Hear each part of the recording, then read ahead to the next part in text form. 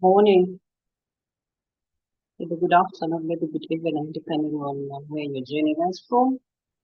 Welcome to this webinar. We're just waiting for other people to join in so that we start today's webinar. So just let's give them a couple of minutes so that they're able to join. Thank you.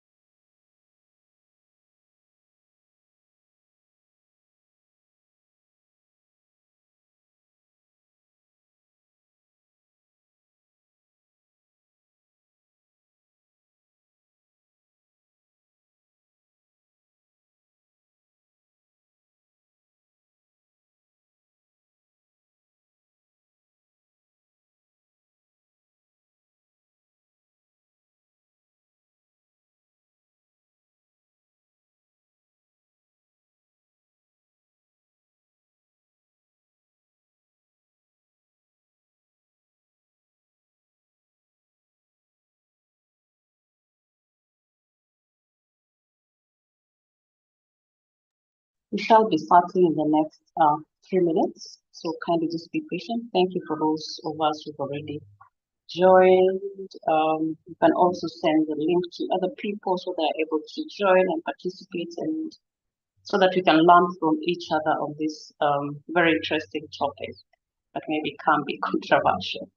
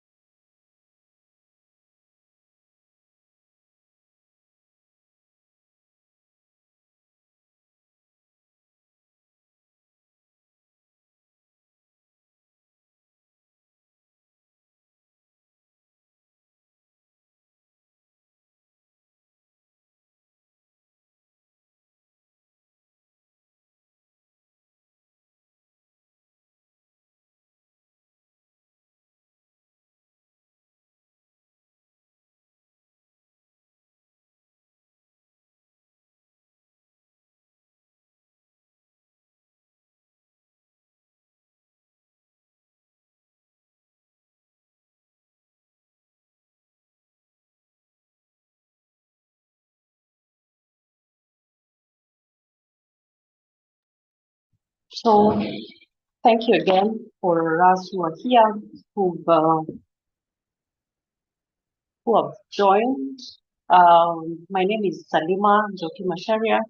I work for Inuka Kenya Misisi in the wellness program that we're implementing in Kenya, Tanzania, and Uganda. It's a pleasure even to see our colleagues from Tanzania. So we've been running this wellness clinic for the last, actually this month, from 2nd of May. And today we are on our 4th week. We've had very interesting topics, discussions, conversations. And as we said the first time, it is not a coincidence that we are hosting this wellness clinic in this month where we celebrate the mental health month.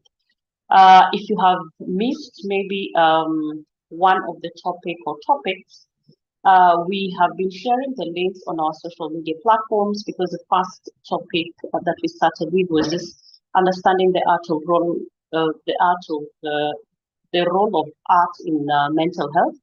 And then the second week, we also delve a little bit deeper just to understand personality traits, and how it plays at our workplaces. So the people who are here undertook a personality test, and I'm so sure if they were to be asked now, they say they know a little bit themselves better, and they're able to understand and offer grace, compassion to other people who maybe are not in their personality, like the ENTG category. And then we went to demystifying stress, and we had a very interesting conversation using a story just to learn about stress. Is stress good? Is stress bad? How then can we together be able to tell how our bodies even can tell if we are stressed or not? And today we are having another topic, very interesting, but as I said, maybe could be controversial. We just want to understand the lens that our male HRDs view therapy. And the topic is exploring barriers, understanding the reluctance of male human rights defenders to seek therapy. And if I may, before I call our facilitator for the day, I want to refer to an article that was written in the Daily Nation on 28th of March. That was on a Thursday. And the topic there was why our men look therapy. It was written by one guy called Josiah Wasonga. And for me, what stood up from the article was, and I quote, therapy, that's one word that a number of African men never give a chance or a thought to. Then he went on and said, therapy is a Muzungu Bujuor thing. So it's not our thing, according to his article. Then lastly, and this for me was just the highlights from the article. Lastly, then he said, we saw our fathers battle their demons, yet they never went to therapy, which made us believe that therapy was not for African men. Interesting insights there, interesting feedback there, interesting just how we view therapy as a general male flow. And now imagine the male HRD. So those are the things that we're going to be delving deeper today. And who else better to do this topic than our very own Alfred Kibuja? I don't want to introduce him, but I know he's a psychologist and he's my mentor also in that field. So welcome, Alfred Kibuja. You have the floor, and he'll guide us through. Thank you. Yeah, thanks a lot, Salma, and thanks for having me today to engage with these very intelligent minds on a topic that they engage on every day. I notice we are now 22, and maybe let's just write our names on the chat box and where we come from, so that we can start interacting very directly with what we do daily.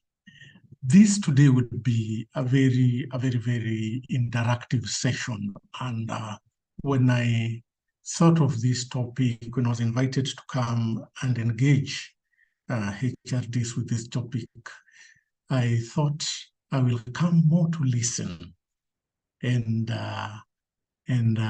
learn from the exchange, then share the little that I have. So let's prepare to talk to each other. Let's prepare to interact. Let's prepare to give each other knowledge, and eventually we put it together. So what will happen is I will keep popping a few questions to you, and I will want to get a few answers from you. So when you are to answer a question, just lift up your hand, then I'll give you the opportunity. We are exploring barriers as to why male HRDs find it a challenge to seek therapy. And I would want to begin by just asking you a question. And maybe let's begin by answering this. What image comes to your mind when you hear the word therapy? What image comes to your mind when you hear the word therapy?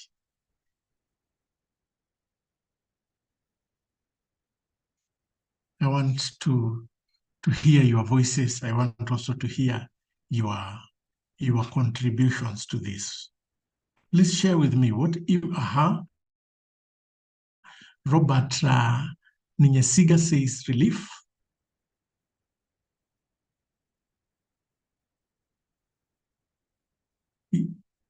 It's also okay to put the answers in the chat box.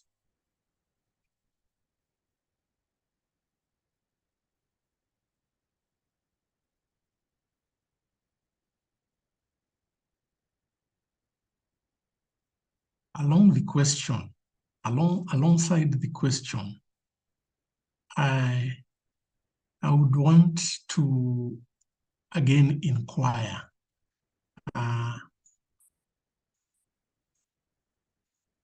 just by an indication in the chat box. How many of us have had a chance to attend a therapy session?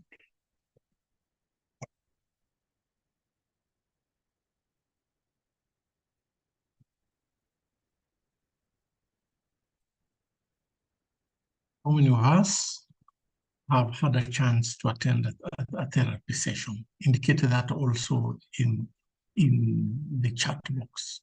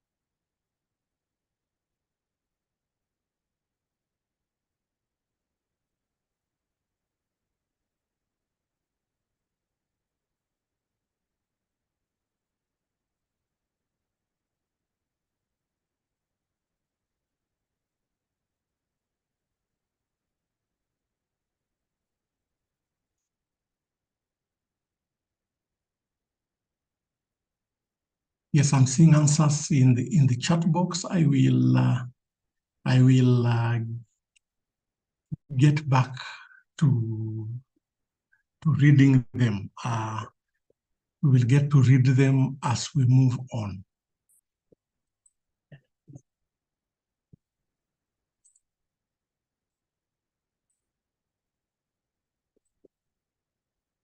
So I've Are we able to see the screen I've shared?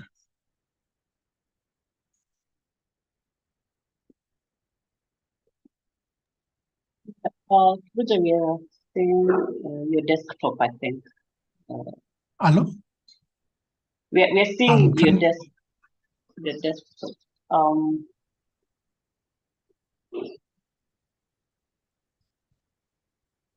It's on my.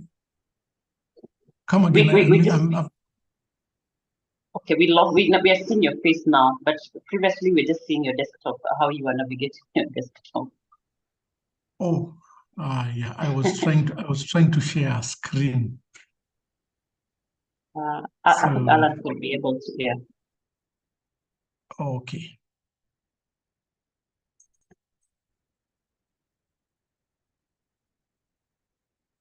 I forward it to Alan. Yes, I think you could open the presentation first, then share it. All right. Just open the presentation first. I open the presentation. Yes. There we are. Yes. Now we can see it.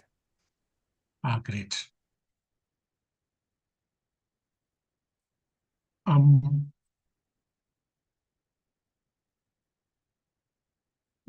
HRDs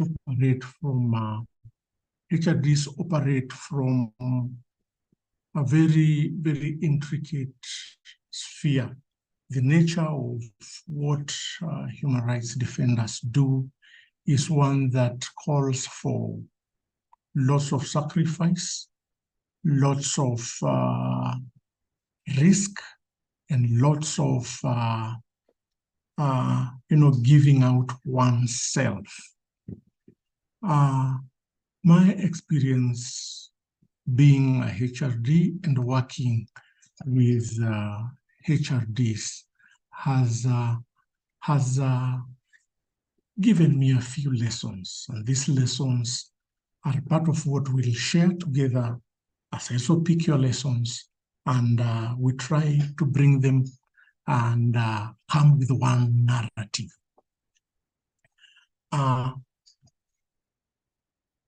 One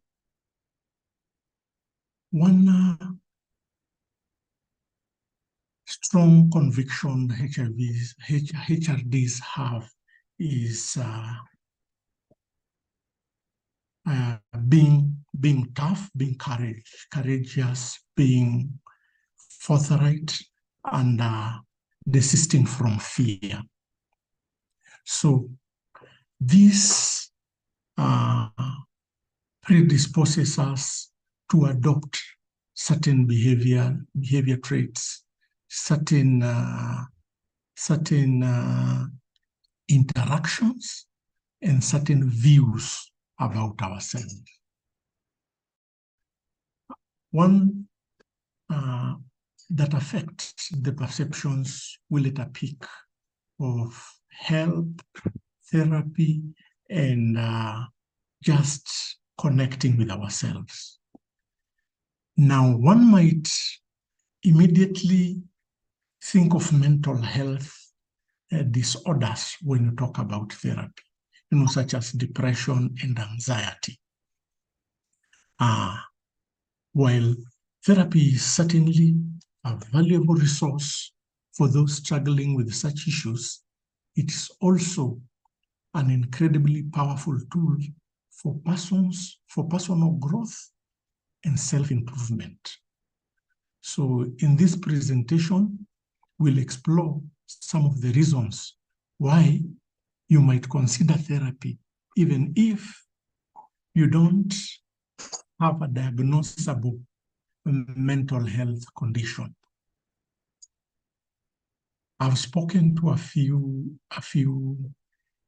HRDs, and a good number of them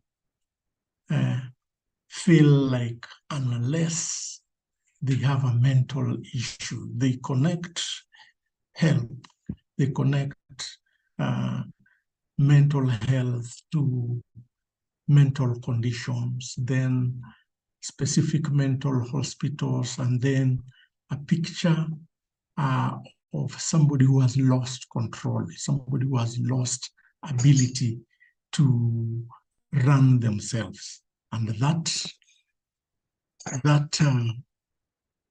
gives them a certain fear to go seek help, a certain image of themselves if they went to seek help.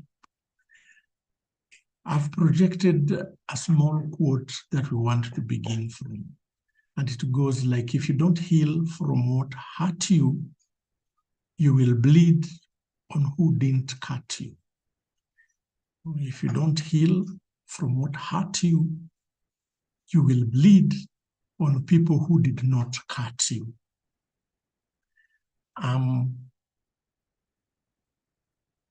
The nature of what we do as HRDs is constantly engaging with people that hurt others, people that have caused pain, systems that have hurt, systems that have caused pain. In the process, we pick up specific stories that are quite painful, that are quite traumatic, that are quite downtrodden. We feel very put down by what we get. Gory stories. We don't go to events where happy things are happening. Most of the time, HRDs are called, and more so in interesting hours of the night, or when they are trying to focus on something, or basically very abrupt calls to action. Now, this, besides disrupting our normalcy, tend also to affect our feelings, tend also to affect the way we think, tend also to affect the way we eventually behave and interact with others. A study was conducted in the US by the National Library of Medicine. The National Library of Medicine picked out a few barriers to seeking therapy. In their study, they found out that low perceived need was reported by 44.8% of the respondents. These respondents had a disorder who did not seek treatment. Desire to handle the problem on one's own was the most common reason amongst respondents, with the perceived need both not seeking treatment at 72% and for dropping out of treatment at 42%. I would want to echo a little bit on that. I picked a study that I could get easily. We may need to do more Afrocentric studies, more studies in our countries, in our counties, in Africa. But this serves as a starting point that 72.6% believed they can handle the issue by themselves. I can do it alone.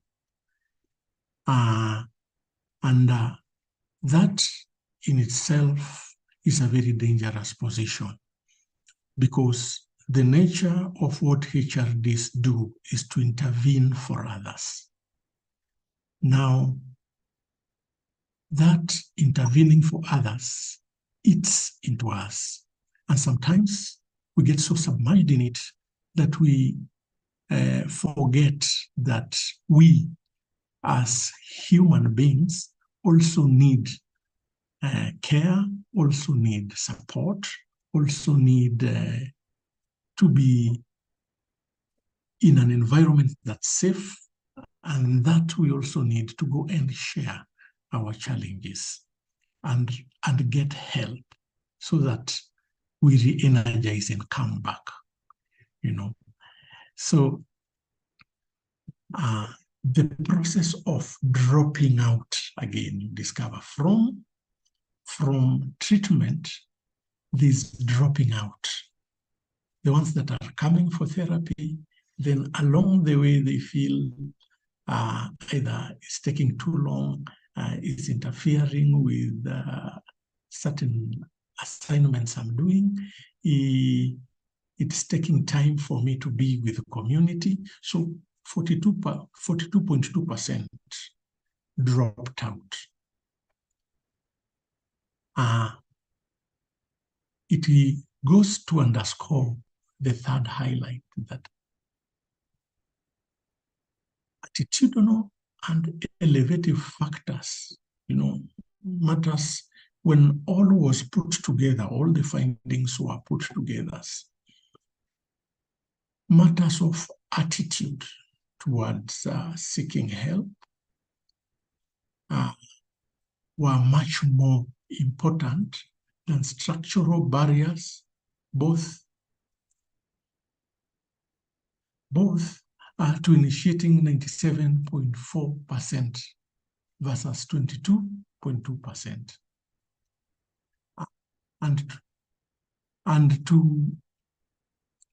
Reasons for seeking treatment varied with illness severity. Sometimes we go to seek help when we are neck deep, when things have just become so much, and we are losing it to hold.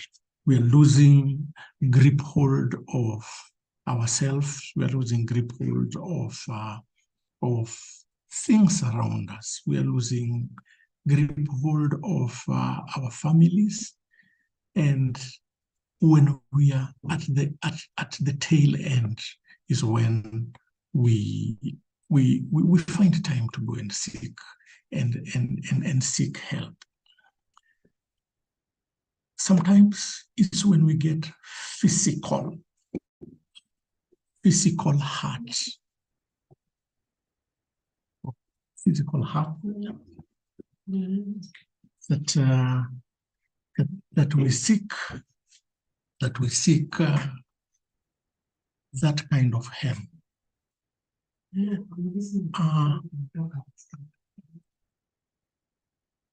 Now,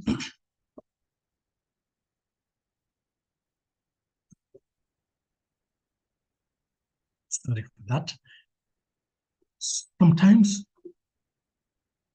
when there's physical harm, we've gone to do help, we've been attacked by our aggressors, sometimes police, sometimes state operatives, and they've caused actual bodily harm, then it hurts us more. We get besides the physical harm, we get the other emotional, psychological, and cognitive effect that we have buried gets to pop up and exacerbate the physical pain. So sometimes we find we go down fast. Now, coming to male HRDs often face unique challenges due to their roles, including exposure to traumatic events, threat to their safety,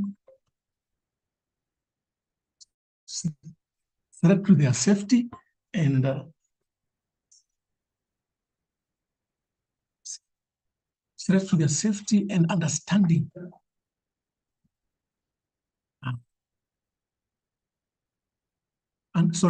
their safety and high level of stress and burnout. The nature of what what we do, the nature of what we do, subjects us to high levels of stress and high levels of burnout, because we move to work with people who have experienced pain. We move to work in conditions where pain has been experienced, conditions of people crying, people who have been subjected to denial of rights, denial of basic needs, forced evictions, and we see it, experience it, and confront it every other day. So slowly it starts to sink in us and affect us in the way we relate with self and others. The other dynamic with HRD work is the self is part of the tools of work. Your personal presence, in mass action, your personal presence in civic organization, your personal presence in accompanying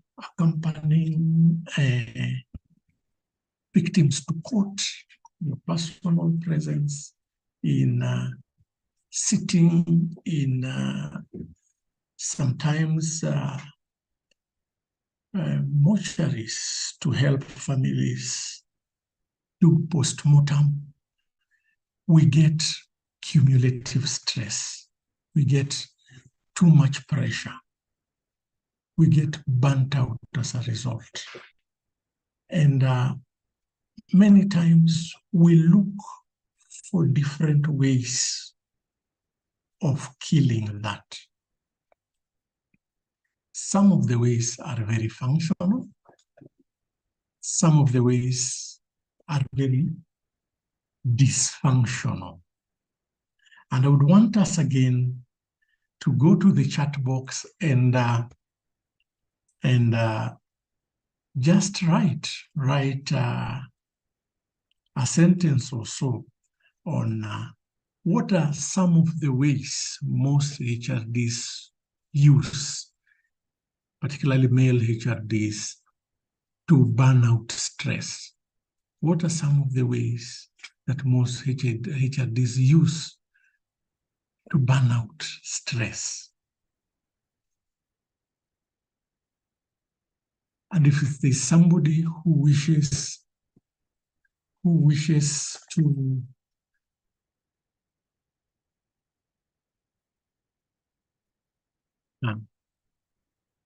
if there's somebody who wishes to also share how they burn out stress, you can just lift up your hand and we'll give you an opportunity to do so. But continue to share in the chat box also. Vanessa, I see your hand. Do you want to say something?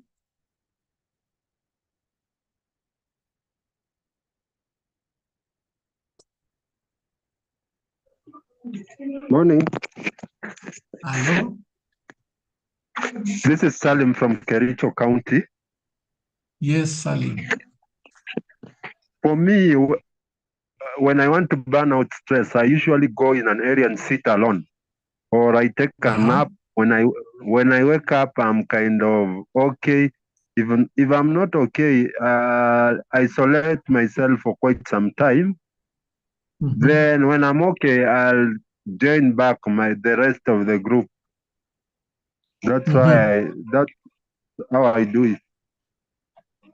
You isolate, you take a nap.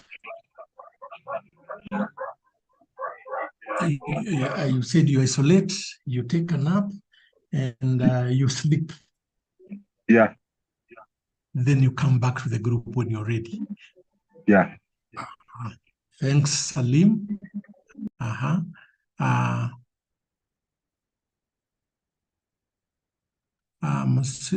seeing somebody says they go for Sunday service.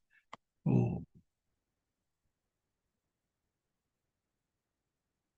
They go for Sunday service in church.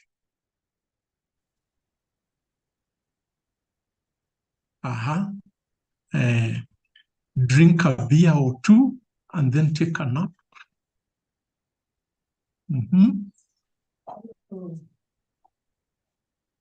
Yeah, most men drink as a way of relieving stress.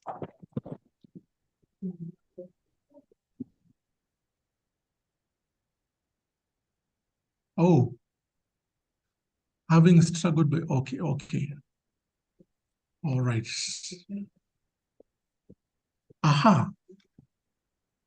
I think what we are sharing is very much in order and is what most people do. We take a drink, we isolate, take a nap. Some people would go sit in a religious place or shrine, a church, a mosque, and they share in a word of encouragement. Yes, Aaron says shares with a reliable friend and family and embrace talking. Family time. Miles has hand up.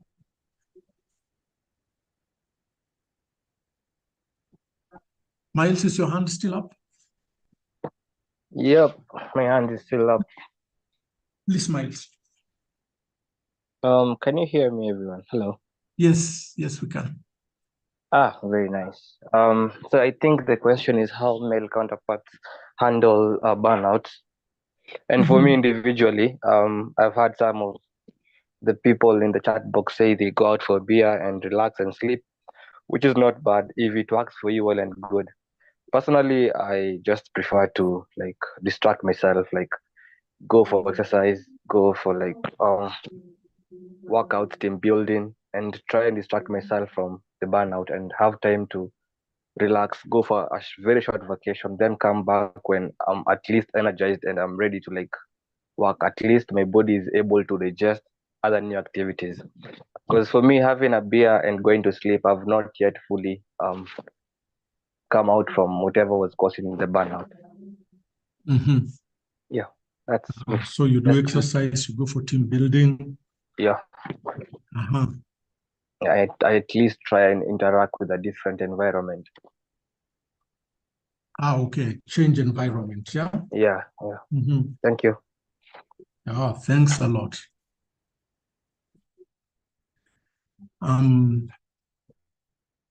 I want to agree we've shared very practical ways. Somebody also says, I go to just a cool place. Take a beer, take a bottle of water with me, my headphones, and burn out my stress. The headphones should be either listening to music or something that makes them happy. These are very, very, very, very nice inputs that you have dropped in. I want to share that one, I'm happy that the team here identifies when they know the first strength is that they know when they're going through some stressful moment, when they're going through a near burnout moment, when they're going through a difficult moment. It's very nice to know those red lights, personal red lights for each individual, and when you know them yourself, it's a good sign because it helps you to move on.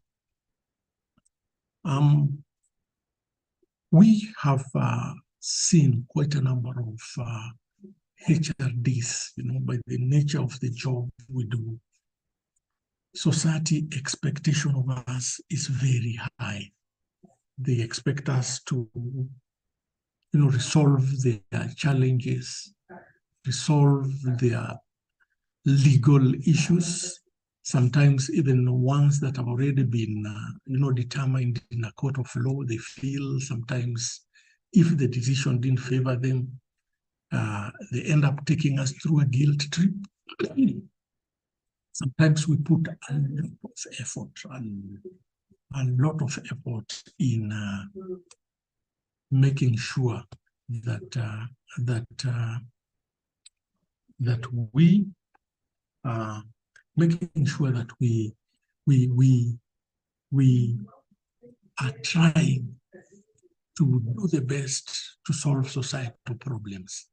And we can only do our best, but get sometimes lack of appreciation. You could take a case halfway through, the victim agrees with the aggressor and they go together and they dodge you after you've done so much. And those things really bring us down. A good number of us engage in specific activities that give us temporary relief. Taking a beer is one of such. We take a beer and it gives you a temporary relief. Sometimes some go to the extent of taking a few drugs, most abused being cannabis, to give them a temporary relief. And depending on your level of income and stuff, it increases to harder drugs like hashish, cocaine, and stuff. Those are fine. What is encouraged is that when you are under stress, when you are experiencing burnout, you should desist from engaging in certain habits that can cause addiction. You should desist from engaging from certain habits that can cause addiction, because then you introduce another problem above the problem you already have. So that is the first indicator. We desist from any habit that would cause addiction. And there are other very good habits that we have mentioned here, like taking exercise, taking a trip to just assess your environment, being around people that care for you, talking to a close confidant or friend. They really get to help you pick that. And somebody talked about taking a team building exercise, taking a nap. That is also in order. It is okay to isolate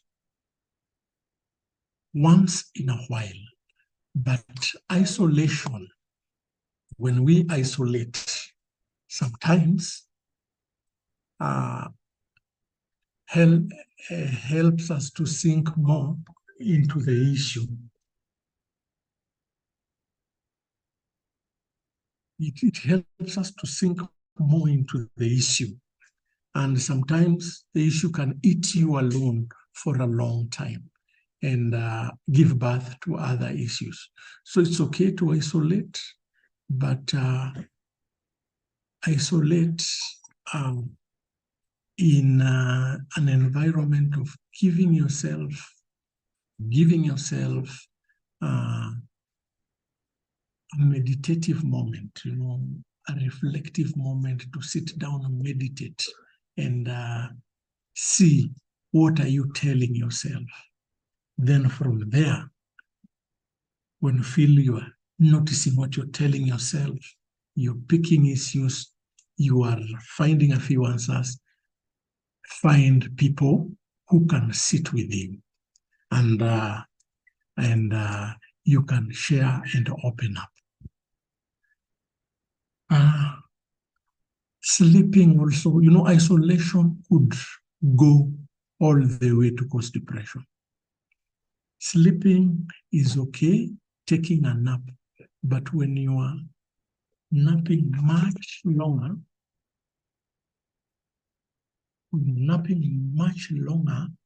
than usual, it is also a sign of a deeper issue coming up. So sometimes you feel, I just want to sleep, and you notice you are sleeping for a very long time. That's a red light that something is not in order.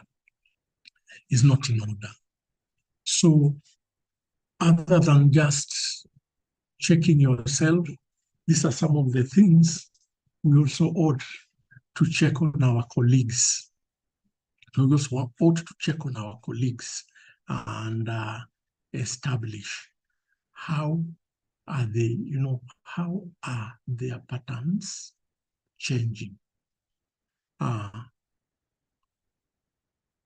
Having been in the field for quite some time, sometimes we saw our colleagues changing habits, isolating a lot, getting very irritable, developing certain resistances to things they would do much easily, sinking more into alcoholism. And we just watched, didn't know that it was an indication of a problem coming. It was an indication of a buried problem or a hidden problem. Until things went haywire, yeah? Then we discovered, oh, so this has happened. And we wouldn't understand why it has happened. The worrying very big bit in HRD work is there has been worrying numbers of depression and suicide amongst the HRDs. People that come out for society, people that help communities take direction. Then we wonder, what is it that is causing these people to lose direction, to start a deviant life, to not invest, to spend recklessly, and eventually die early or die under certain miserable conditions. And yet, the communities they work with hold them with high regard. Some even at national level are held with very, very high regard. You wonder, why is this that, what is it that has happened? And at this point, I may want again to pose an interaction that we can place again our answers at the chat box, or those who are willing to even comment can lift their hands, and I will give them. Is it common where we come from to see HRDs, you know, change lifestyle, get very angry with society, and sometimes sink into depression, or sometimes enter in behaviors that are exactly the opposite of what they stand for. Have we experienced such type of cases where we come from? I would want us to either share on inbox or without mentioning names, or write a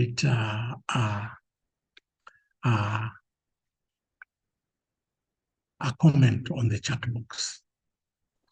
I'll give you 2 minutes for this.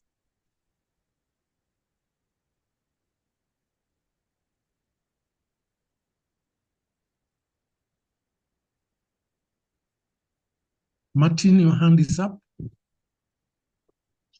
Hello, Yes. Mr. Kibunja. Yeah. Good morning, and good morning, everyone. Morning. Unfortunately, I showed up a little late. I think I was messed up with timing a bit. You're welcome, Martin. Thank you very much.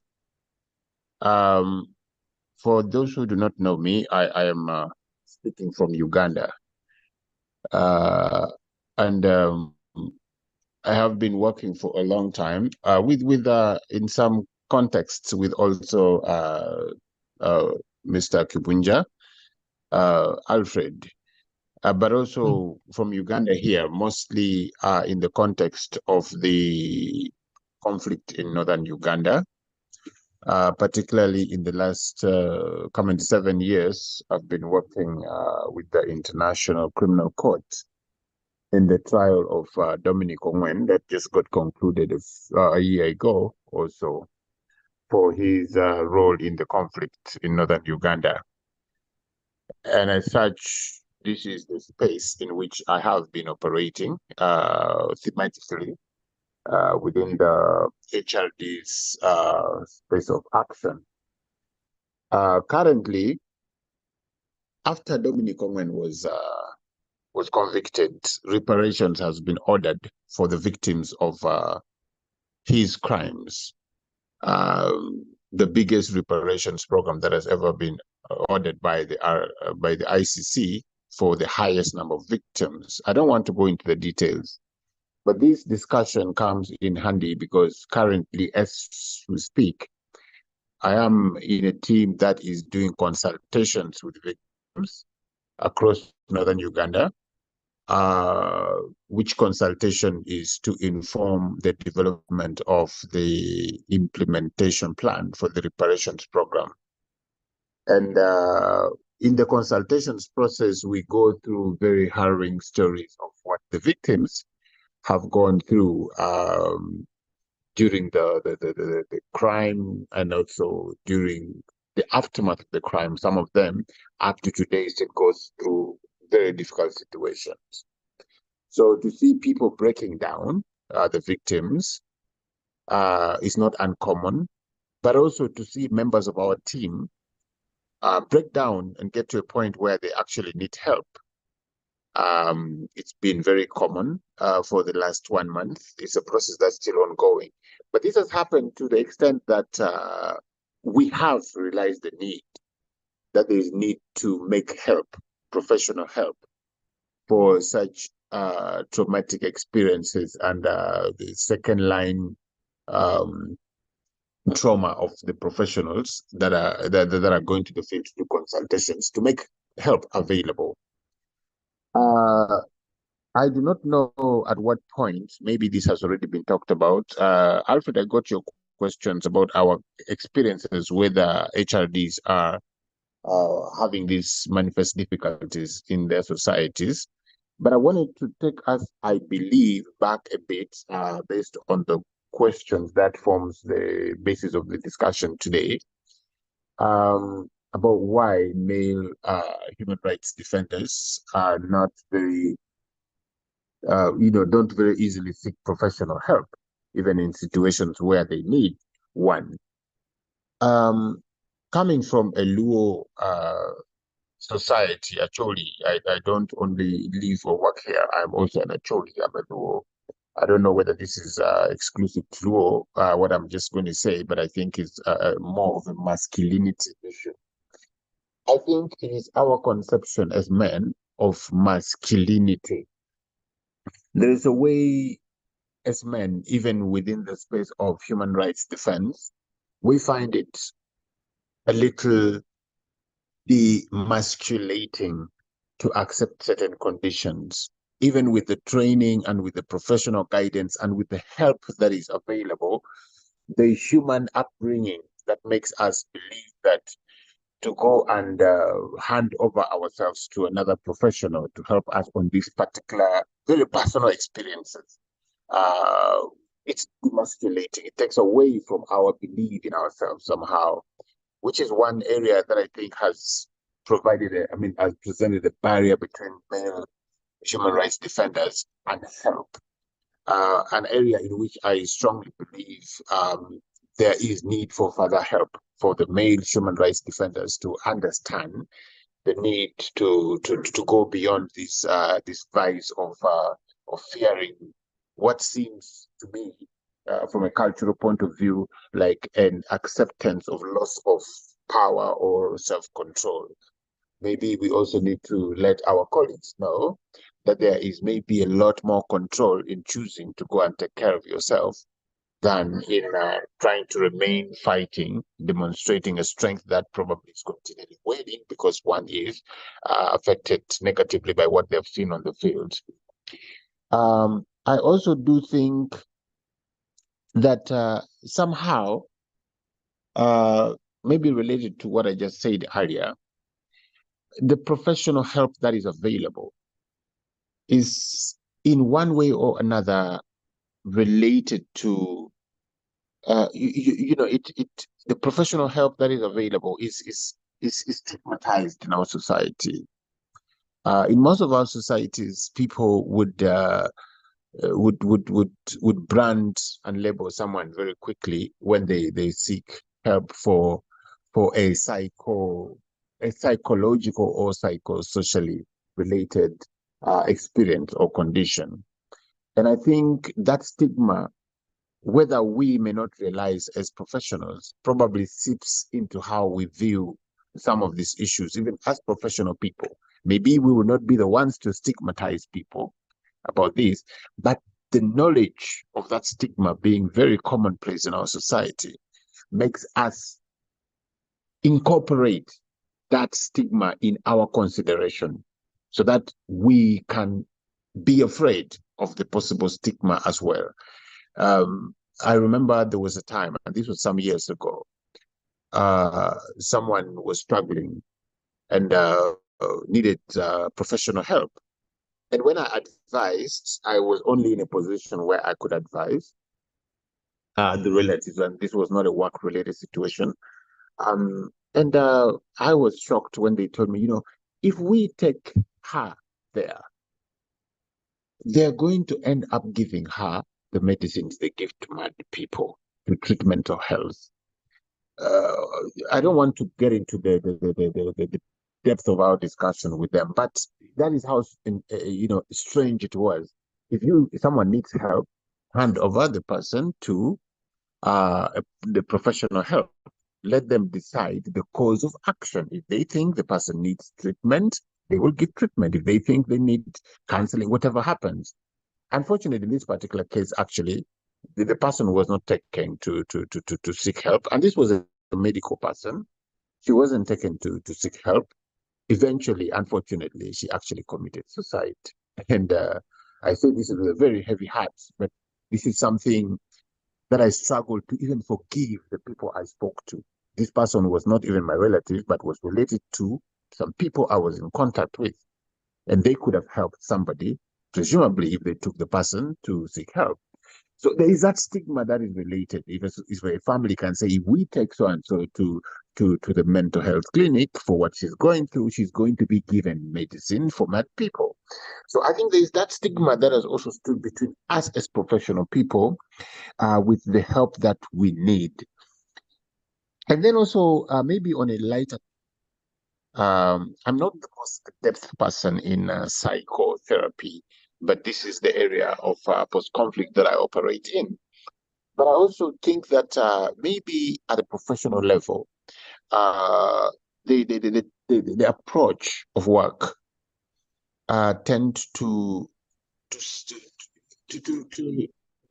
I don't know how to say this, but almost to, it appears as if you're handing over some power over yourself to someone. Sometimes the approach looks to address these salient issues in a manner that exposes you as a person, not to society, not to anyone else. Most of the time in the most professional environment where your confidentiality is completely respected and protected. But you will not believe the number of people out there who are unable, let alone only unwilling, but unable to face the realities about themselves. They are very uncomfortable to go and hear a professional person take them through what they actually are going through and try to help them. And so sometimes it's just like sort of creating a curtain between who we are and what we truly are and what we want to portray in society. You know, this very trustworthy, Alfred, you just mentioned that society have a very strong and heavy expectation on us. And sometimes that expectation itself becomes a very negative driving force on us because we want to maintain face, we want to maintain persona to an extent that we are even uncomfortable to interact with a version of ourselves that questions that opinion of public about us. So I think there is a lot to do. The other thing that I also want to talk about before I go to a few other things, I'm sorry I'm taking long. Alfred, do I still have a few minutes to talk? It's our session. Hello? It's our session. Oh, yes. The other thing that I also want to talk about is responsibility. Within the family structure, the male members tend to take the upper part of the apex. And so sometimes just the responsibility you have as a person, even as a human rights defender, makes it very difficult for you to seek help. Because as a person at the top, you are looking at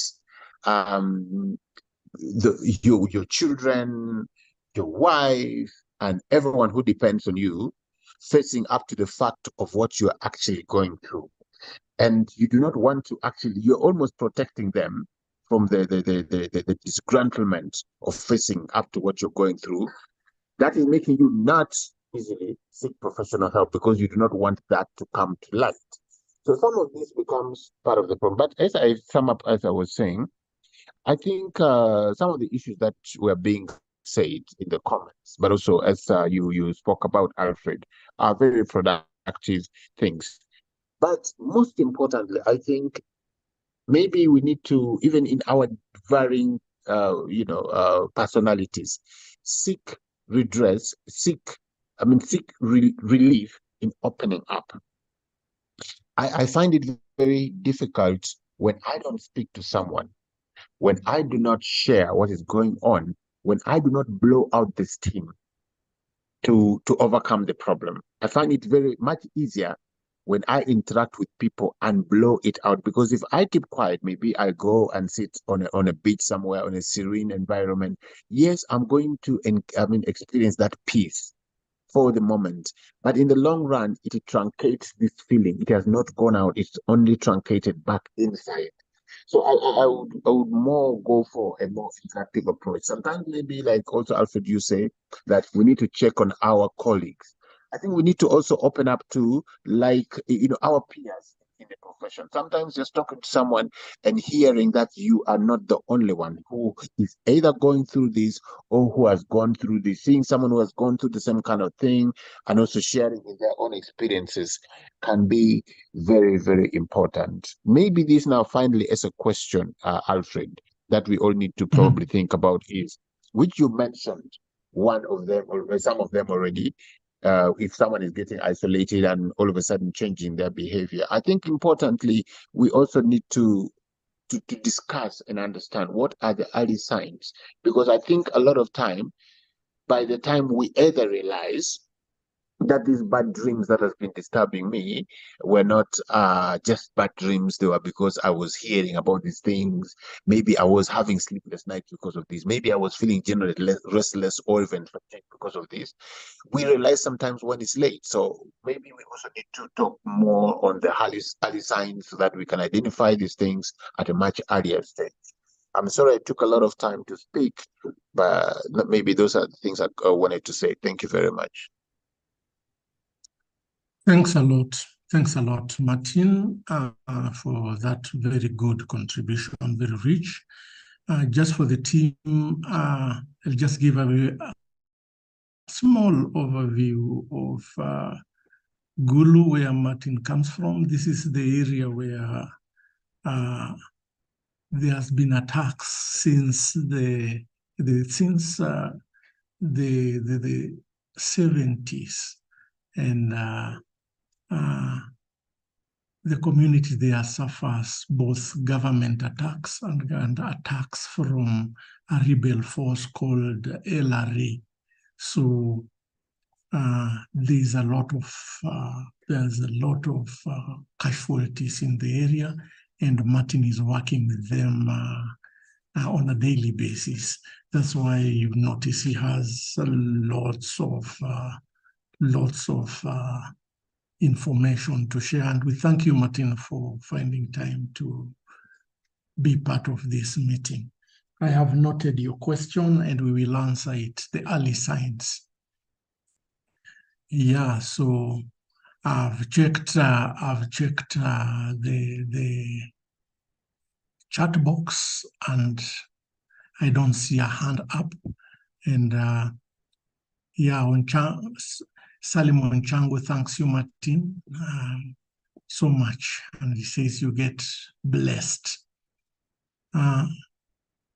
Other feedback, I'm getting a good number of people see counselors, a good number of people take some rest.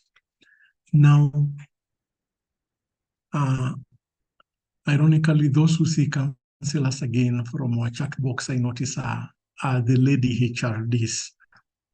And it says it brings us back to where we are now. And part of what I want to share, Martin has also highlighted, and it's about barriers. There are quite a number of barriers, but I've just categorized them into a few sections. And one of them is stigma. You know, the stories we talk about each other and to each other. We want, as male HRDs, to be seen as strong people, and there's nothing wrong with that. But our definition of strength sometimes is injurious to us. So the stigma associated with seeking mental health services, particularly for men, can create a perception of weakness or vulnerability.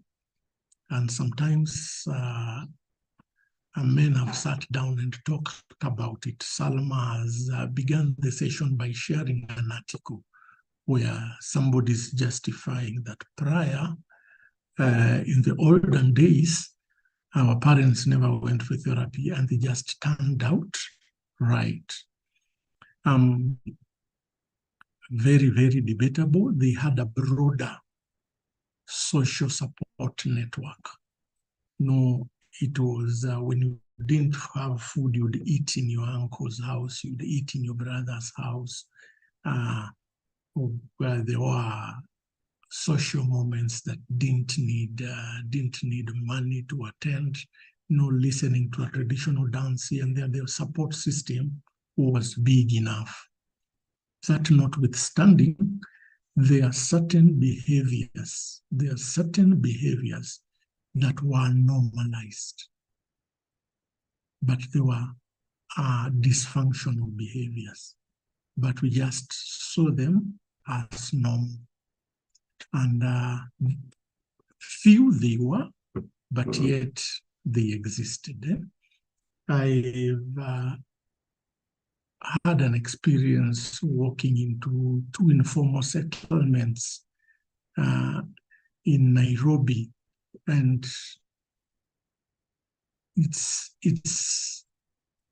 there's a similar incidence I've seen in about three informal settlements, where there's this gentleman who gets drunk and is walking home, and anytime he would see a young girl or a lady, they would either pat their behind or attempt to touch their breast. But the society there has seen like, this is how drunkards behave. This is how men under the influence behave. So they would either push, continue with their walk, or giggle and continue with their walk. And this sometimes goes to an extent where they are doing that to children. So such a behavior, besides being illegal, is also dysfunctional. So some of those happened. Many male HRDs internalize societal cultural expectation that discourage emotional expression and promote stoicism. And I want to talk a little more about this topic of stoicism, because we pick it a lot. And when I say we, am included in that group as a male HID. Stoicism is the endurance of pain or hardship without the display of feelings or complaining. You are experiencing pain, you are hurting, but you don't want to display the feeling of pain, and you don't want to complain. You don't want to be seen as a sissy. You complain too much. You cannot persevere. So we normalize feeling pain. We normalize not talking about it. But our mind is created in such a way that as much as we hide and we bury them, they don't go away. They remain within us. Then manifest themselves through other behaviors. I feel pain, I don't say it. I feel hurt, I don't talk about it.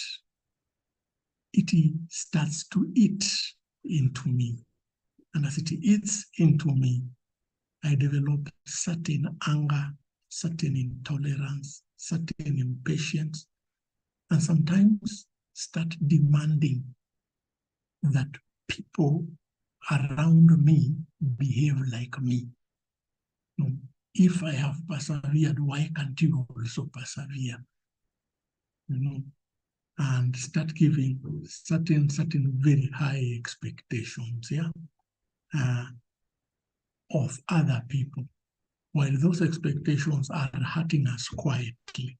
Stoicism, common habit amongst particularly male HRDs. So you'll be hit. Some of these behaviors begin in childhood. They begin in childhood from socialization. We grow to it. In primary school during our time, corporal punishment was part of learning. So teachers would come to class with canes or used fan belts of a car. And when you would fail to get answers to certain questions, they'll land you a whip. Or when you committed a certain offense, they would whip you. Now, as young boys, we learned something called kukausha, is a Kiswahili word, kukausha, loosely translates to English as remaining still. So the hero would be the one who will be whipped without, flinching or without crying or begging for mercy. The one who will just lie down, receive 10 strokes of the cane, then stand up as if nothing had happened. We learned to pick that, and the one who would do that for long became the hero. These form part of introjections that come again to adulthood. And you notice they are projected on children. When a child does that, you say, why are you crying? Be strong like a man. And we pick that.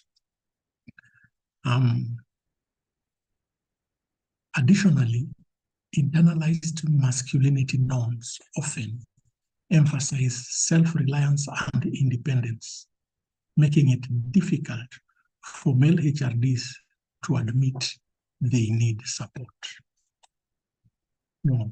When you need support, you feel you are less of a man. When I need support, I feel I am less of a man. And yet, even governments ask for support. But we have internalized a position that you are less of a man when you need support. You blame yourself when you are unable to raise resources. You blame yourself when you are unable to provide. You blame yourself when you are unable to resolve certain issues. And that leads to a certain fear. Azaveli is agreeing with me on the chat box. Thank you, Azaveli. Beyond stigma, professional barriers. And I want to admit a good number of HRDs do it as volunteer assignment. And you do it out of our commitment, conviction, and love for our country, and love for humanity, and love for justice and peace. Professional barriers also contribute to the reluctance of male HRBs to seek therapy. The nature of their work often involves high level of stress and burnout, leaving little time for self-care or mental health treatment. Concerns about confidentiality and potential impact on their professional reputation may also push them from pursuing therapy. Many HRDs fear that disclosing mental health struggles could be seen as a sign of incompetence or weakness, jeopardizing their credibility and effectiveness in their roles. I once did training for HRDs, and it was on mental health, and the HRDs took a journey of themselves, took a journey talking of themselves, journey of their life, and talking about their pains. A good number of them did that for the first time. They broke down and cried, But again, what disheartened me was their remorse for crying. particularly for crying in front of their peers. It was a safe space for HRDs, but they felt remorseful for breaking down and crying. They felt it displayed them as a lesser man. One interesting thing that that emerged from that was there was one HRD who had presented himself as a very tough, macho guy, and was putting down everyone else, who was on his phone constantly, was laughing loudest, cheering songs. He got very angry, and at break, he came and told me, I have done a very wrong thing to get people to cry. I tried to explain to him that it was okay, but he came back the next session and shared, I don't want to see you people as the ones who are crying. I want to see you as strong human rights defenders. So, peeling out a big section of the self that even as a human being, we are vulnerable. That in a safe space, when we're in a safe space of comrades, it's okay to cry and show our strength in vulnerability. No, not to dim the light of those that happened to cry and re-energized, picked up and moved on. That falls into emotional and cognitive barriers. Emotional and cognitive barriers further complicate the issue. Many male HRDs deny or minimize their problems, believing that acknowledging their mental health struggles would undermine their ability to perform their duties. The fear of being judged or being misunderstood by colleagues, peers, and society at large can also prevent them from seeking therapy. This denial and minimization often stem from deeply engraved beliefs about masculinity and the expectation to remain resilient and unaffected by stress and trauma. We are strong, even in our weakness, we are very strong. And we have our behavioral part, we have our emotional part, we have our cognitive part, we have our spiritual part. And we must work at all of them. There is an Indian proverb. This Indian proverb talks about house. See, if you have a house with 4 rooms, you only use one. If you only use one of the rooms, what would happen to the other rooms? There would be dust, there will be cobwebs, there will be moss, rings, and the rooms will crack. It is in the same way. It is in the same way that the human body, the human being is constructed. We have the spiritual, we have the emotional, we have the cognitive, we have the physical, we have the psychological. We must visit all those domains of us. If we only focus on one, then cobwebs will attack the others. So we become weaker, and eventually we break down out of that.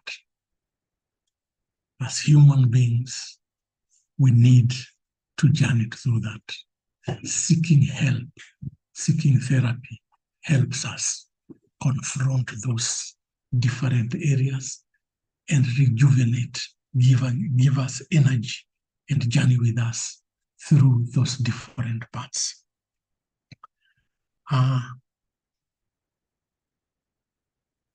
Systemic and structural barriers. Systemic and structural barriers also play a crucial role. Accessibility of mental health services is a significant concern, especially for HRDs working in remote or conflict-affected areas, where such services may be limited or non-existent. Economic constraints can also be a major obstacle, as therapy can be expensive and not always covered by insurance. Inadequate support systems with organizations and lack of organizational policies that prioritize mental health can further exacerbate the reluctance to seek therapy.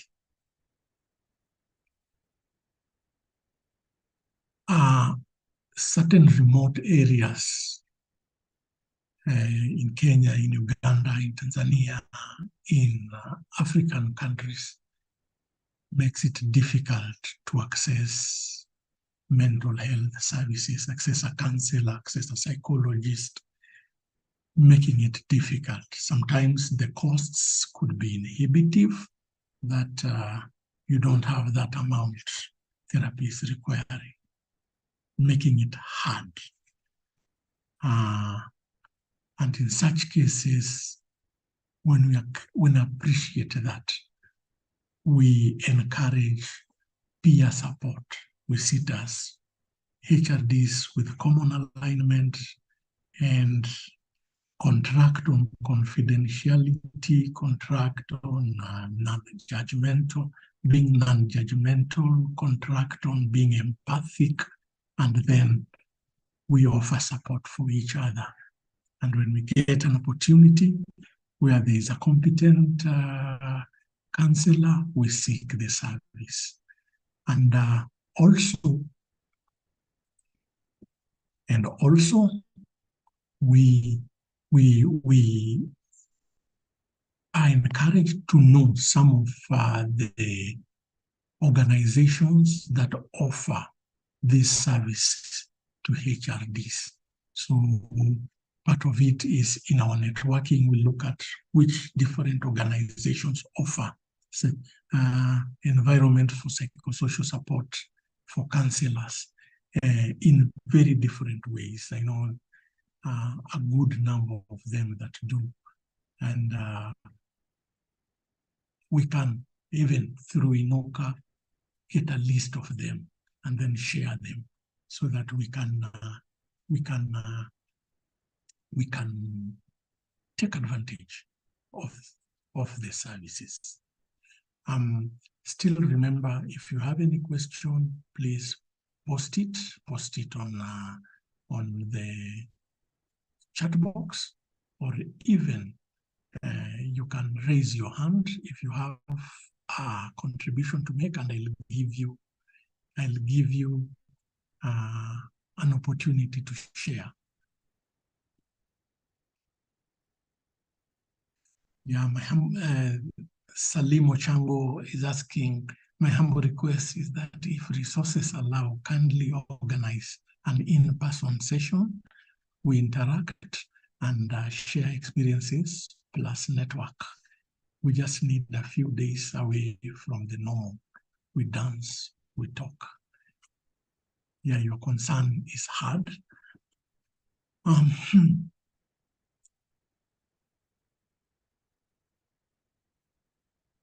Yeah, so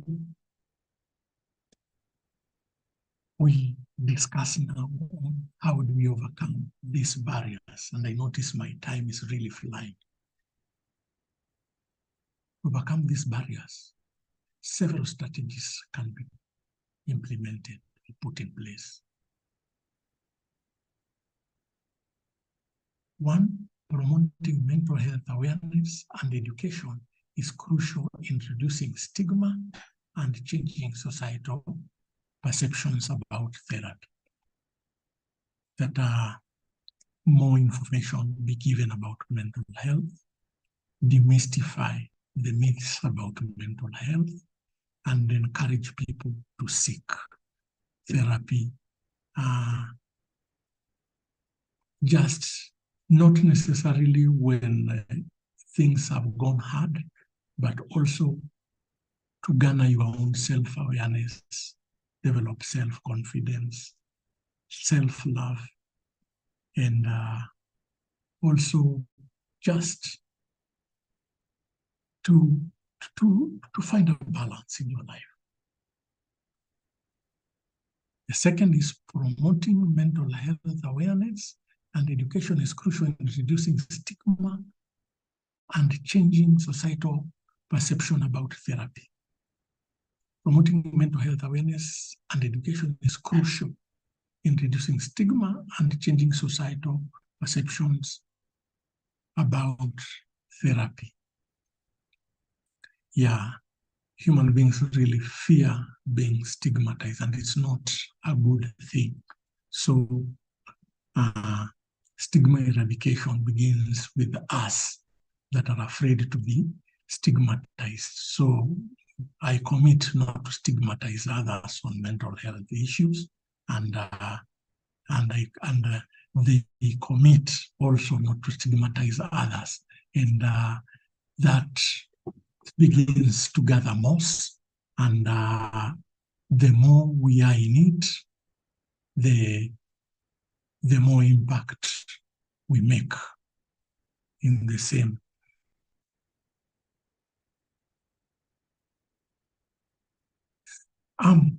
Creating supportive environments within organizations that encourage open discussions about mental health can also make significant difference. Yeah, that organizations just adopt mental health and awareness policies. Encouraging peer support and mentorship and provide HRDs. We have spoken about this with support and reassurance.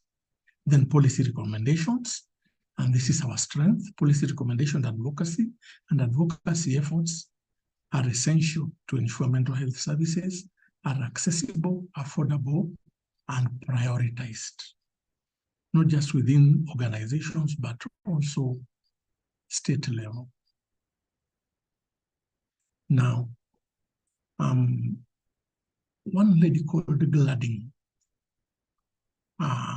shares his view of counseling and what counseling should do. And she says that counseling helps to grow and open up. You know, it helps the client to grow and open up. They make purposeful decisions. They stop behaviors that are destructive and non-productive, such as fighting, being passive, or just blabbering. They quit trying to externally control others and begin taking charge of themselves. They assess and utilize their strengths. Outside of sessions, they practice new behaviors through role plays and simulations. They confront injustices and abuse. They give themselves a mission to seek wellness. The outcome is substantial, for old habits become history, and new skills, realities, and lifestyles emerge. Please underscore the sentence. They give themselves permission to seek wellness. They don't depend on somebody to take them there.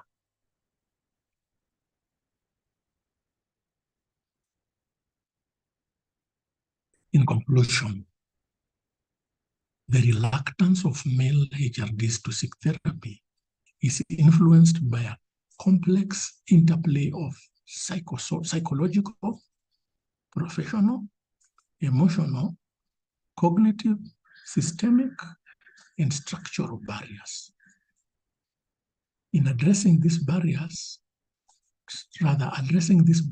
requires a multifaceted approach that includes promoting mental health awareness, creating supportive environments, encouraging peer support, and implementing policy changes.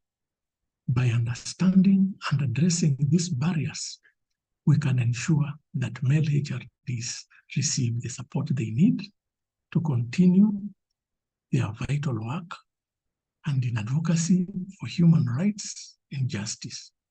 Future research and practice should focus on developing and implementing effective strategies to support the mental health of HRDs.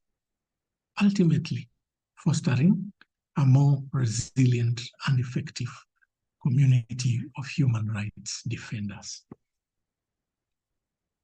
Thank you. I finish it at that.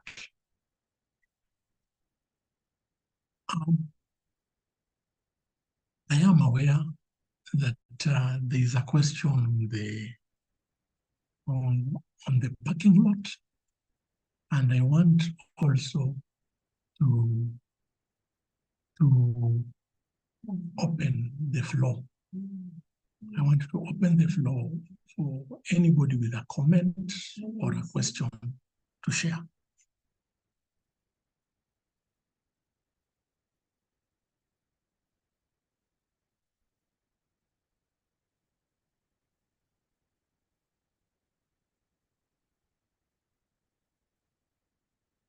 Any question?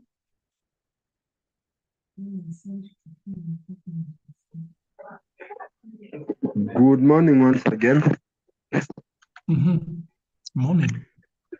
This has been one of the best sessions since we began this wellness campaign and learning process.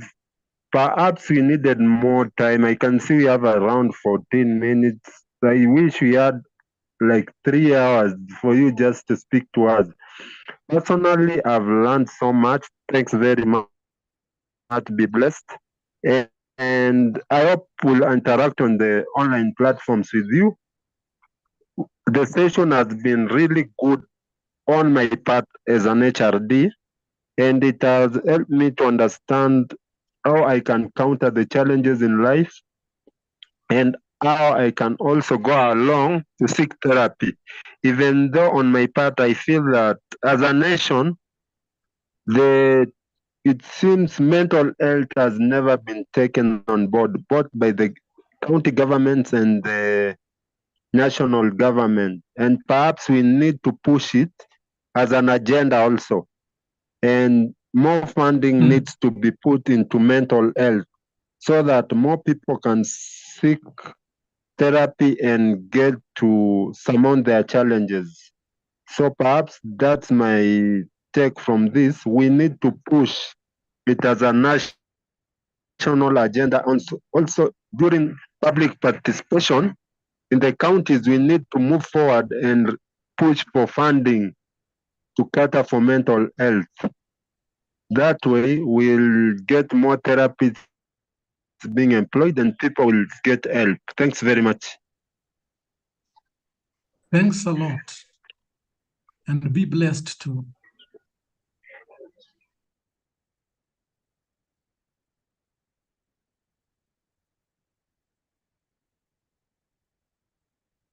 Yeah, is there any other comment? Just lift up your hand. Any question?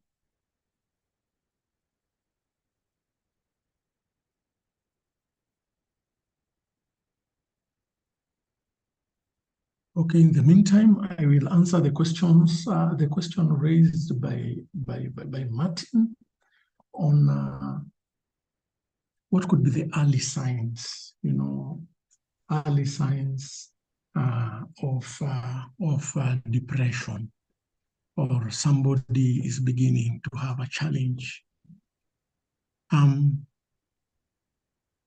There are quite a number, but I'll just share a few common ones. The first is isolation. You may find somebody that was very sociable, avoiding people, avoiding people and just wanting to be alone. And even when you go to visit them, they give you an impression that you are a burden to them, and they are cold, and you avoid them. That's one sign. Another sign is sometimes somebody is tired throughout. You're feeling very tired. Body aches. You have a backache. You have this feeling of fatigue, hardness, waking up. And it is not once in a while, it is daily. Sometimes you're getting periodic fevers. Another sign. Then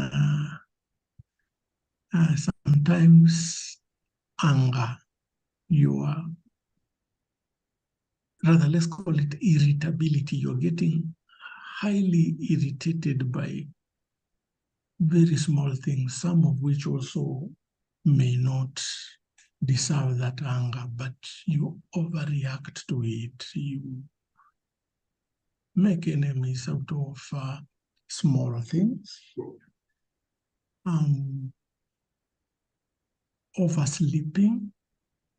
Sometimes you find one is oversleeping up to midday. You still are sleepy. You don't feel like waking up at midday. You are constantly in bed. Crying. Sometimes you notice tears are just rolling out. You are feeling longed, and it's over a long period of time and continuous. Yeah. And sometimes you adopt over drinking as a coping mechanism. You want to forget, so you are drinking and nearing blackout every day.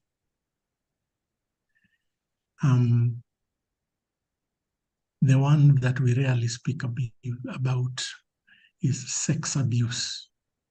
Sometimes you may have very high libido and you are having too much sex and engaging in dangerous sex. Dangerous sex, patronizing prostitutes, reckless sex with anybody that is ready to offer it. And sometimes low libido. It could go either be too high or you're losing interest. Comrades, let me finish the session after that. Thanks a lot for being with me for these 2 hours. And it is my pleasure. I respect the honor you have bestowed on me. And it's now my pleasure to return the session back to the moderator. Over to you, Salma. Thank you so much, Kibuja. Thank you for those very wonderful, wonderful insights. And I think I agree with all the participants that it's been quite insightful. And I think you are speaking mostly not to our heads, but to our minds. And I think that is where we should be focusing more on or in. And thank you that you're also reminding us just to focus on a person in totality. The domains, the cognitive, the emotional, the psychological, the physiological, the physical. Because sometimes when one is neglected, then it will affect the other domains. Thank you for just reminding us that indeed we need to take care of ourselves. And I think if maybe I just want to sum up in a nutshell, is just to say, just using the analogy of something that we are all familiar with. For instance, if a rat rots in one of the rooms, do you close the door or do you go looking for the rat? Most of us will even call neighbors to search that one rat because we know what it means to have a dead rat in a room. It will bleed, it will smell into the other rooms. And that's what Kibuja is telling us. That you don't need to close our feelings and emotions in one room, but just to be able to tackle it. Thank you so much for all of us who've been able to join this session. And we shall be having the last one for this month, because we just started, and even this month we were trying to test waters on how best we can deliver this content. But because as you realize, they're not very easy topics, but we are also trying this platform with our civic actors in the region just to see how best we can have a reach, you know, to so many people who need this information, and it can be a light bulb even for most of us. So before we end the session, kindly on the chat box, because I have also received others from participants who've been watching also on YouTube, they're proposing other topics. So I also request you, because we just don't want to come up with topics. We want to also speak to our needs as civic actors. So if you feel that there's a topic, one of the topic that I have received, and I don't think I'll share it from sharing, is on addiction. That yes, as HRDs, we want to cope, but now we result into maybe using other things that maybe could harm us. So one person suggested, Salima, could we have a session on addiction? So that is on the list, but also just to hear from you on the chat box, which other topics do you think we could also cover in the wellness clinic? Because yes, it is during this month, but we want to make it a practice. That maybe if we can do it maybe once or twice a month, as a way of reaching wide audience, be it. So please just take a minute and just type on the chat box, which other topics do you think we can focus in? So I'm just giving you a minute just so that you can type, and I'll be taking notes too.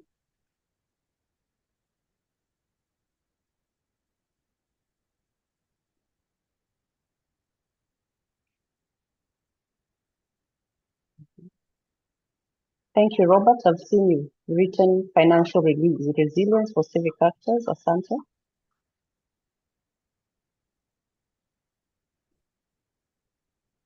Keep them coming.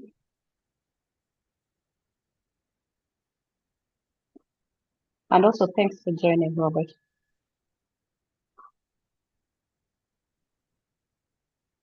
So we have addiction, then we have financial resilience. Which other topic?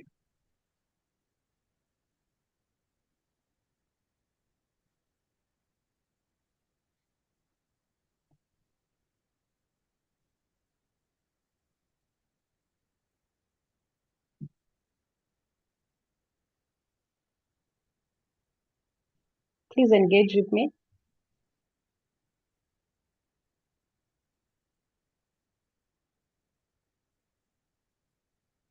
Social, personal growth of HRDs.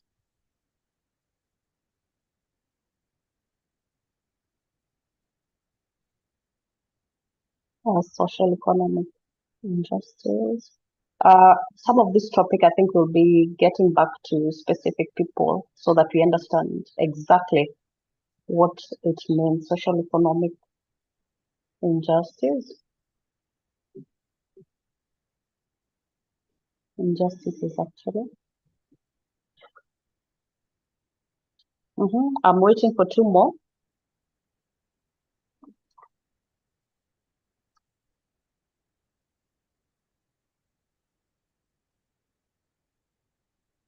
At least 2 more, so that we can have like a series, you know, like a topics that can help us maybe in 2-3 months. If we agree, we're gonna do them either once a month or twice a month.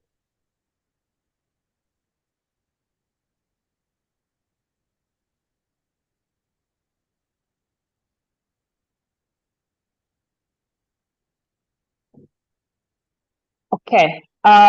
Maybe if you've not thought through about the topics now, our spiritual. Thank you so much, Geoffrey.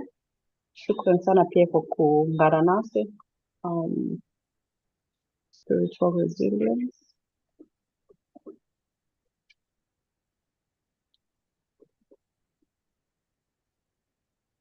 Thank you, Salome, for the feedback. We really appreciate Asante even for you joining and creating time even to be with us. So maybe if you've not thought about the topic, you can still reach us on our social media platforms that have been shared.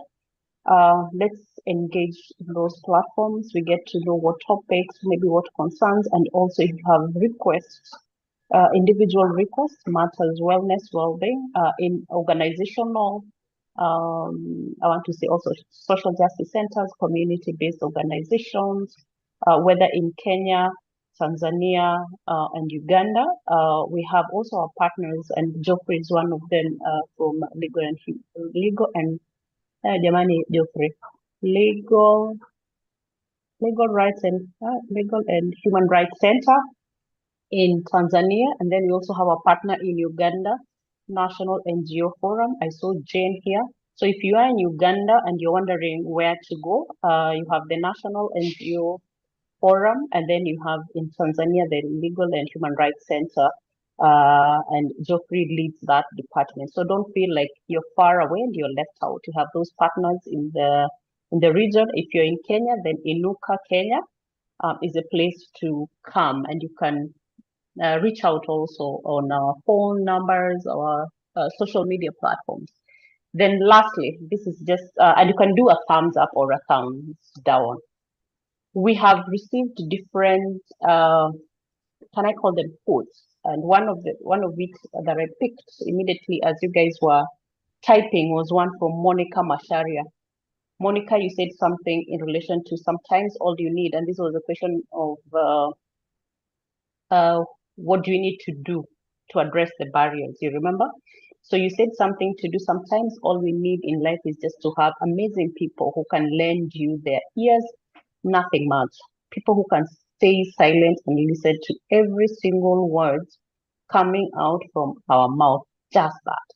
If you are agreeable and we get your consent, could we use also some of these quotes to share with other people? So if it is a yes, and maybe specifically to Monica, a thumbs up. If it's a no, you can still do a thumbs down, because we also want to respect people's opinions and views. So is it okay if we can be sharing these quotes in our social media platforms so that also we learn together, we grow together, and we heal together? Because sometimes we think addressing these things are outside us, that they're things that we are seeking from elsewhere, external. But what you're telling us is these things, these resources are within us to tackle stigma, to tackle issues around mental wellness. So if it is okay, we shall be picking quotes every other time we interact, and we shall be using them. So I think that is all from me, but just to encourage us that the knowledge we are getting, the learnings we are getting, the tips we are getting, the insights we are getting, please let's not stay with them. Let's share. And I don't want to say this cliche word of sharing is caring, but just in your spaces, wherever you are, if you picked something from this session, the other one there, please just share as much as possible so that we grow together, we learn together, and we heal together. So thank you so much for creating time. Next week, I think we shall be summing up our session with a facilitator who will be talking to us about how community care looks like for collective care, then what we can do together, because people sometimes say mambo ya, issues around mental wellness is individual. Can be, but also we need a community and a support system around that. And he shall be sharing with us how that looks like, and maybe even in their context, because we're trying to get someone from a different country just to share what they've been doing and what has worked, and what as a people we can pick and maybe domesticate into our context. So having said that, thank you so much. Enjoy the rest of your day. We keep connecting on the social media platform. Asante sana. Actually, we are sharing all the recordings there. So if you missed any of the sessions, you can still get those recordings from the social media platforms. Thank you so much. Have a blessed afternoon.